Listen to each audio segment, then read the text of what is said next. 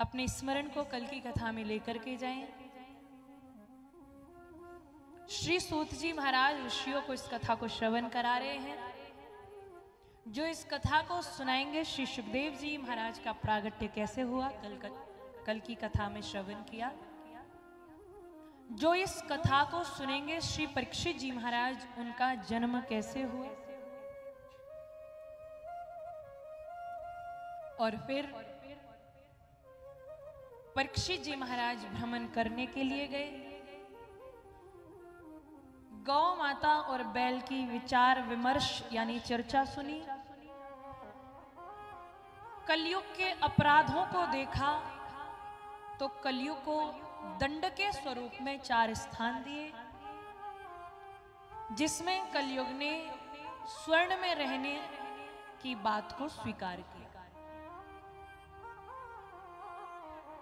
जरासंध से छीना हुआ मुकुट पांडवों के खजाने से निकाल करके, अपने पूर्वजों के खजाने से निकाल करके परीक्षित जी ने जब शीश पर धारण किया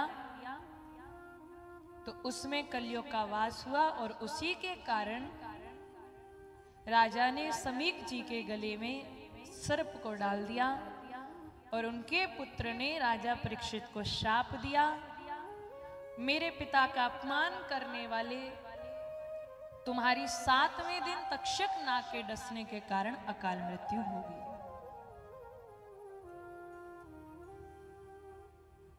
श्री सूत जी महाराज कहते हैं, जब राजा को पता चला कि मेरी मृत्यु करीब है तो सब कुछ छोड़ दिया और तुरंत वहां से चल पड़े। बड़े बड़े महर्षियों के मध्य बैठ गए, सबको प्रणाम किया। उन्हीं के मध्य में श्री सुखदेव मुनि अलक्ष्य लिंगो बड़ा सुंदर सा रूप धारण करके एक कौपिन लपेटे हुए आए हैं, उच्च स्थान पर बिठाया है और प्रश्न कर दिया, महाराज मरते हुए व्यक्ति का क्या कर्तव्य होता है?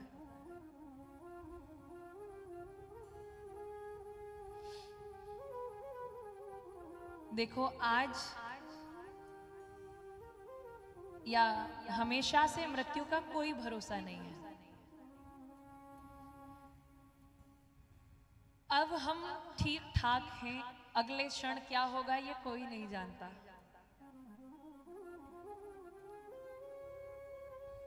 इसीलिए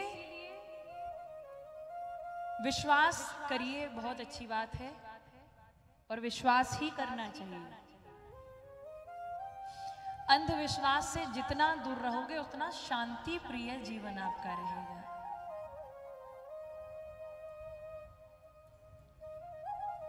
जब भगवान पृथ्वी पर आए थे तो बहुत सारे ऐसे कार्य थे कि कृष्ण को भी करने पड़े, राम को भी करने पड़े। प्रभु श्री राम विष्णु के अंशावतार हैं, लेकिन फिर भी भगवान ने 14 वर्ष वनवास देखा और 14 वर्षों तक मखमल के गद्दे पर यानी महलों में रहने वाले वहां वनों में नग्न पैर, नंगे पैर रहे और कहां तक कि रावण उनकी धर्मपत्नी को हरण कर ले गया।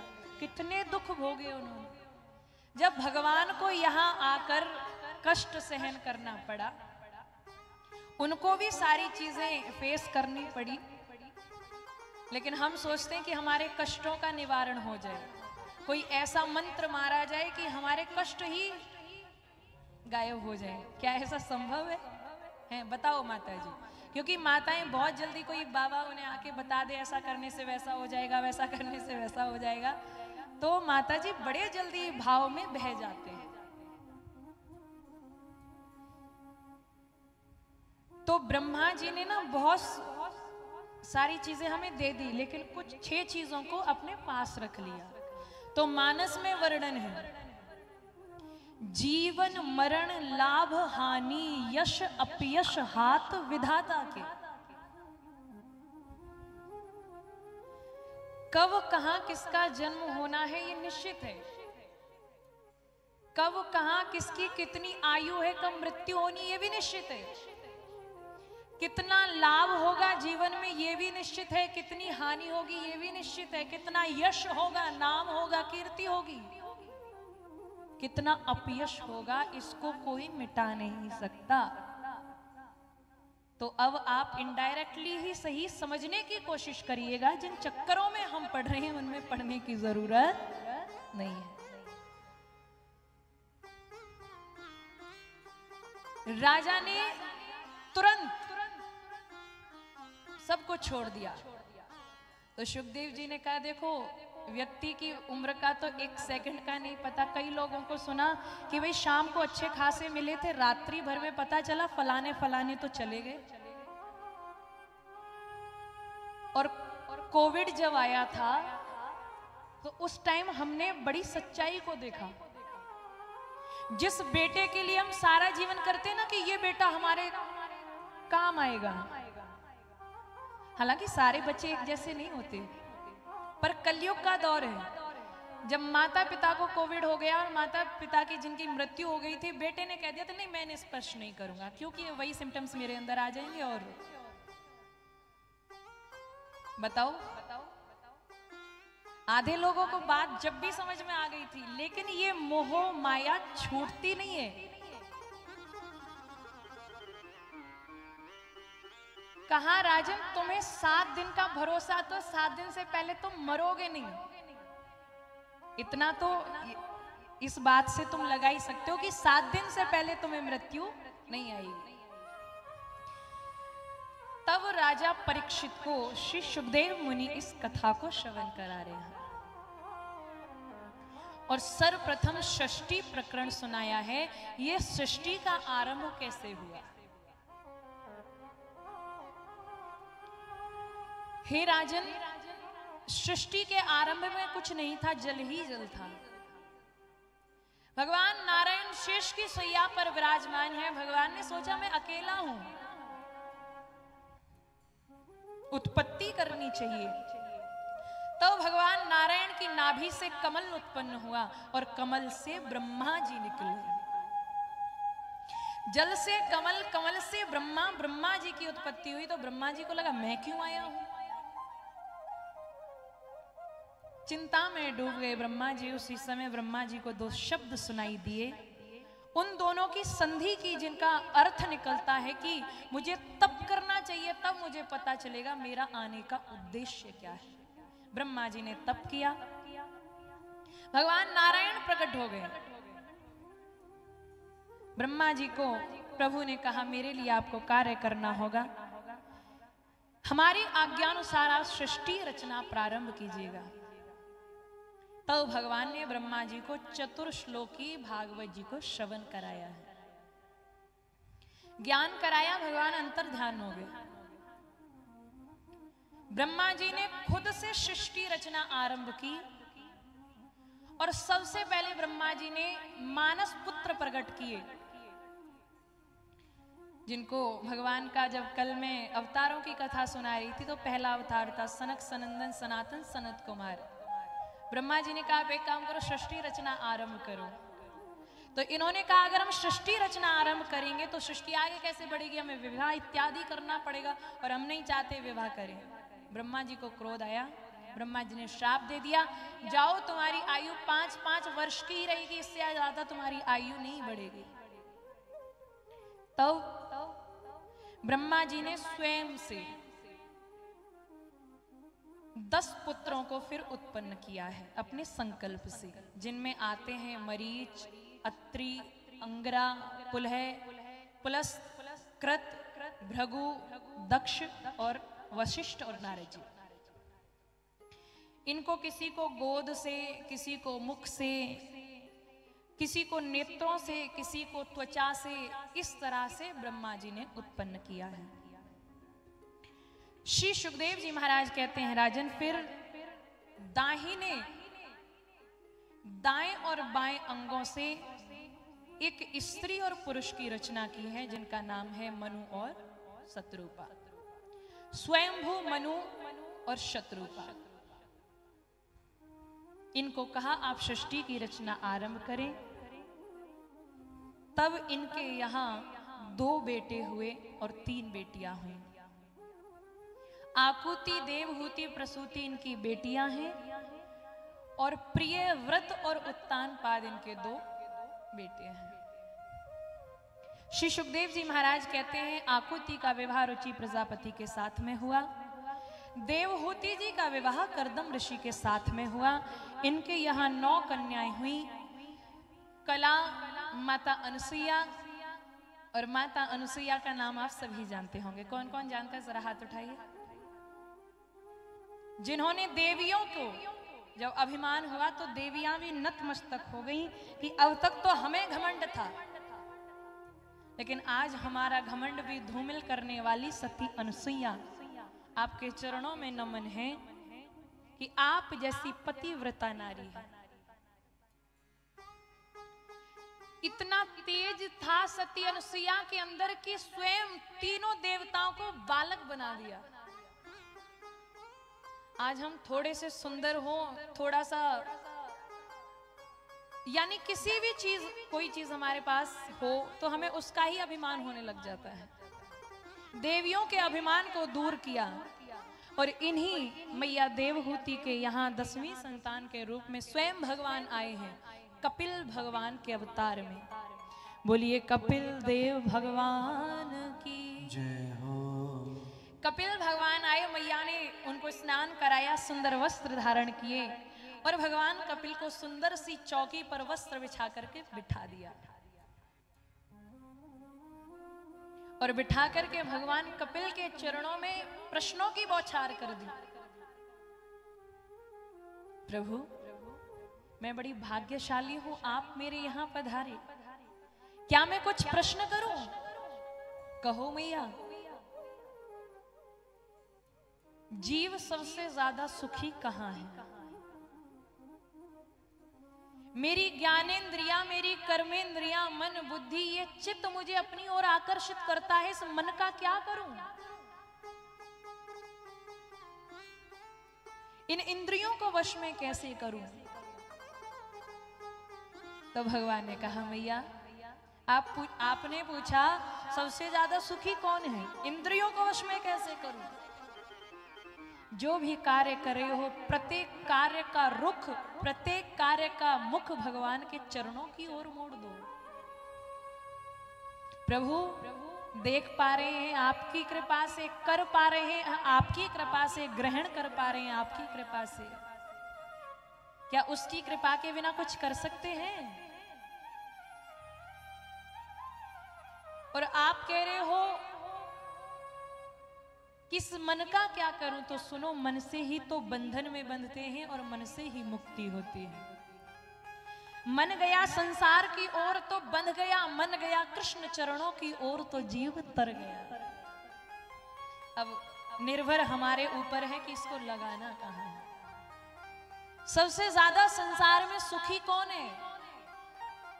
तो जितना जीव गर्भ में दुखी रहता है, गर्भ में रह करके भगवान से प्रार्थना करता है, गर्भवास समम दुखम ना भूतो ना भविष्यति, कभी दुख इतना ना पहले हुआ ना होगा जितना मां की कोख में होता है। वहां क्या करता है? भजन करता है, हरे कृष्ण कृष्ण कृष्ण हरे राम राम राम। और क्या कहता है भगवान? एक बार बाहर निकाल दो, ऐसे कर्म करूंगा, इतना भजन करूंगा कि वापस कभी इस नरक में आना नहीं पड़े। लेकिन संसार में आने के बाद क्या करते हैं? भजन कम और भोजन ज्यादा करते हैं। बोलो, यहाँ कथा सुनने के बाद कितने लोग हैं जो प्रसाद पाके जाते हैं? अरे अच्छी बात है, ये तो प्रसाद में, मैंने भोजन के लिए बोला। शर्माओ मत, उठाओ, कौन कौन प्रसाद लेके जाता है? आधी माताएं भूखी चली जाती है। अरे मैया प्रसाद लेके जाया करो, लेकिन ये प्रसाद ग्रहण करके जाया करो। लेकिन मुझे कहना पड़ेगा कि ये प्रसाद जो बहुत सारे भक्तों के मुख तक जाता है, ये पूज्य बापूजी महाराज की कृपा तो है ही है, अदरवाइज ये बहुत बड़ा आयोजन है जिसके लिए आजकल महंगाई का जमाना है, हर चीज पे टैक्स है कि नहीं? बोलो। आप वस्त्र भी मार्केट से लेके आते हो तो भी आपको जीएसटी देनी पड़ती है। रेस्टोरेंट में आप खाना खाने जाते हो तब भी आपको पे करना पड़ता है। कहीं आप घूमने भी जाओगे तो आगे आगे तो जिन पे नहीं है उन पे भी लग जाएगा। तो यहाँ जो भोजन बनता है, आप चाहते हो ना कि ये और आगे बढ़े और बड़ा हो, चाहते हो कि नहीं? बोलो कौन कौन चाहता है? और ये बापूजी का भंडारा लंगर ऐसे ही चलता रहे। अरे सीधे सीधे हाथ उठाओ जो जो चाहते हैं। तो ऐसे कैसे चलेगा जब तक आप दान नहीं करोगे? हैं? बोलो। बापूजी ने तो कृपा कर ही रखी है, थोड़ी कृपा आप भी करो। कहां ले जाओगे? कोई लेके गया? बताओ, एक का नाम बता दो जो लेकर गया हो। क्या हम लेके जाएंगे? नहीं, ना लेके आए थे ना लेके जाएंगे, खाली हाथ आए थे।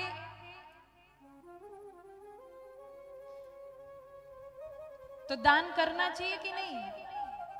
अब कौन कौन करेगा ये और बता दो। आज इतनी बड़ी लिस्ट होनी चाहिए। अच्छा, आज तो लाए नहीं होंगे, आप खाली हाथ आए होंगे। चलो आज का आपको थोड़ा सा समय देते हैं। कल जब आओ खाली हाथ मत आना। अब ऐसा ना हो कि देने के चक्कर में कल कोई आए। देखो, मुझे अपने लिए कुछ नहीं चाहिए भाई, मैं अपने लिए कुछ नहीं मांग रही। ये सब प्रसाद, और मैं तो चाहती हूँ और दिन दोगुनी रात चौगुनी बाबा जी करें, ऐसी कृपा बरसती रहे। और जो दे रहे हैं, यही नहीं जो बाहर बैठ के कथा सुन रहे हैं। अभी जो माता जी लास्ट ईयर जब मैं आई थी तो उन्होंने ऑनलाइन ही कथा को सुना था, और वो इतना जुड़ गए कि जब कनाडा से आए थे तो स्पेशली मुझसे मिलने दिल्ली गए हुए थे। और जब हमारा एक कार्यक्रम था तो वहीं बोले मेरे को आना है। और अभी भी वो जब फोन पे बात करते हैं तो बहुत समय तक बात करते हैं, सारी बातें बताते हैं, उनको इतना अच्छा लगता है। और अभी भी वो लाइव सुन रहे हैं तो उन्होंने एक भजन की फरमाइश भी भेजी है सुनाना, और आज उनका प्यार आया है। जो वहां बैठ के सुन रहे हैं वो भी भेज रहे हैं। तो आप तो कितने भाग्यशाली हो कि बापूजी की गोद में बैठ करके इस कथा को सुन रहे हैं। और वो तो तरस रहे हैं यहाँ आने के लिए। और आप कितने भाग्यशाली हो, आप फिर भी यहाँ बापूजी के डेरे में बैठ करके कमाल कर दिया आप सबने। आज तो ठीक है, कल जरूर लेके आना, चाहे कितना भी लेके आना। वैसे आप जब 5,000 का सूट पहन सकते हो तो 10,000 यहाँ दान नहीं कर सकते। और वो भी आप 1-2 बार पहन के फिर अपने अलमारी में झांकोगे, हमारे पास तो कपड़े ही नहीं है। कहते ना हर माता जी का यही होता है, कितने भी कपड़े ले लो हमारे पास तो कपड़े ही नहीं है। बताओ गलत है क्या? ये सही बोल रहे हैं कि नहीं? जोर से बोलो। हाँ, अब दान देना पड़ेगा, अब क्यों बोलोगी? बात तो सही है, मानो या मत मानो। तो आप सभी से मेरा अनुरोध है कि आप सभी के माध्यम से, लास्ट ईयर भी मैं आई, मुझे बड़ा आनंद आया। आप सभी का इतना प्यार होता है, इतना प्यार मिलता है, क्योंकि कथाएं तो कहीं ना कहीं ये तो अमृत गंगाएं बहती रहेगी। लेकिन बहुत कम लोग होते हैं जो दिल में बैठ जाते हैं, जगह बना लेते हैं। तो कहीं ना कहीं हमने भी आपके दिल में जगह बनाई है और आपने तो बनाई है। तो कल बढ़िया तरीके से आना, क्योंकि कल बहुत स्पेशल दिन है। कल क्या है? जोर से बोलो। तो कल तो बढ़िया से तैयार होके आना, कल तो भगवान स्वयं आएंगे। बोलो श्री राधा रानी सरकार की। बोले सबसे ज्यादा वही सुखी है जो भगवान के नाम को गा रहा है। कैसे गा रहा है? यहाँ संसार में कोई ऐसा नहीं है जो दुखी नहीं है, चाहे वो छोटे व्यक्ति से लेकर के करोड़पति तक हो। एक रोड साइड रहने वाला मांग के खा लेता है, रात को चैन की नींद सोता है। लेकिन करोड़पति करोड़ों आ जाए, उसको कुछ पता नहीं कब दिल का दौरा आ जाए, वही सबसे ज्यादा दुखी है। इसीलिए कहा, संत कह रहे हैं, कोई तन दुखी कोई मन दुखी, कोई धन बिन रहते उदास, थोड़े थोड़े सब दुखी, बस सुखी राम के दास।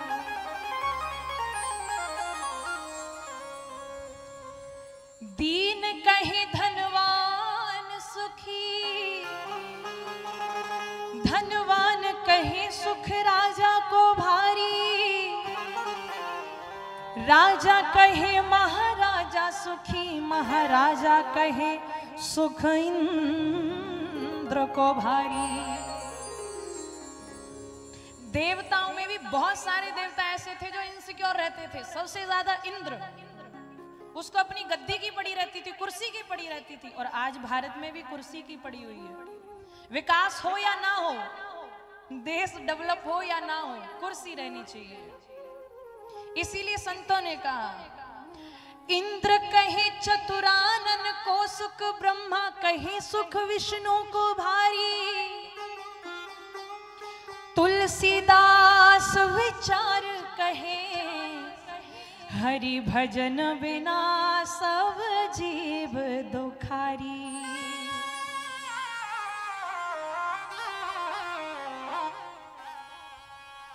हरि भजन के बिना भैया हर जीव दुखी है।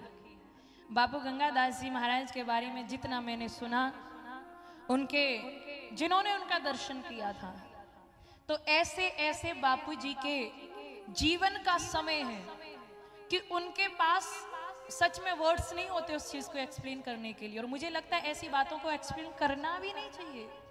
अगर किसी को रूबरू आज भी दर्शन होता है, तो अगर अच्छा सच्चा भक्त होगा तो वो बताएगा नहीं किसी को।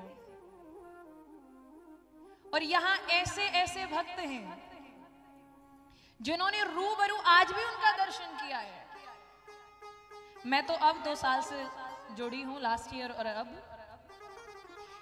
ऐसे ऐसे चमत्कार हुए हैं। आप सबने उनको देखा है। यहाँ कितनी माताएं हैं? किसी ने, माता जी ने देखा था बापूजी को? अरे बहुत बढ़िया, आप बड़ी भाग्यशाली हो। आप सभी को मेरा प्रणाम है। वो भी भाग्यशाली है जिन्होंने दर्शन किया। एक ऐसे फकीर जिनके कहने मात्र, मैं नाम नहीं लूंगी उनका, जो गुरु ने कह दिया वो पत्थर की लकीर हो गया। जो बापूजी ने कह दिया ये करना है तो यही करके सब कुछ छोड़ दिया। वो हमारे इस पंडाल में बैठे।